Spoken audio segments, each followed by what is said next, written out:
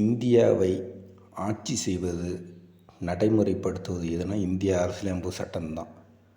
அப்படிங்கும்போது ஒரு இந்தியா இந்த நாட்டை ஒருங்கிணைப்பது எதை வச்சு ஒருங்கிணைக்கலாம்னா தேசப்பற்றை வச்சு ஒருங்கிணைக்கலாம்.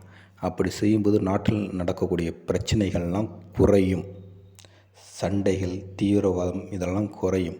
அதனால் ஒரு நாட்டுக்கு தேசப்பற்றுங்கிறது ஒரு முக்கியமான ஒரு விஷயம். ஏன்னா மக்களை எதை வச்சு ஒன்றிணைப்பீங்க? வேறு எதை வச்சும் ஒன்றிணைக்க முடியாது. தேசப்பற்றை வச்சு தான் ஒன்றிணைக்க முடியும். இதை நல்ல விதமாக எடுத்துக்கிட்டு நாட்டில் சமூக நல்லிணக்கம் இதெல்லாம் வளர்கிறதுக்கு தேசப்பற்று உதவும். இந்த துரேந்திர படம் அது ஒரு முன்னுதாரணமாக இருக்குது. அதுக்காக தான் இந்த ஒரு நல்ல விஷயத்தை பற்றி நாம் பேசுகிறோம். கெட்ட விஷயத்தை பற்றி பேசுகிறதுக்கு நிறைய பேர் இருக்காங்க. ஆனால் இதை மாதிரி விஷயத்தை நம்ம ஏன் பேசுகிறோன்னா இது மூலயமா சினிமாக்கள் மூலமாக எளிதாக பரப்பலாம்.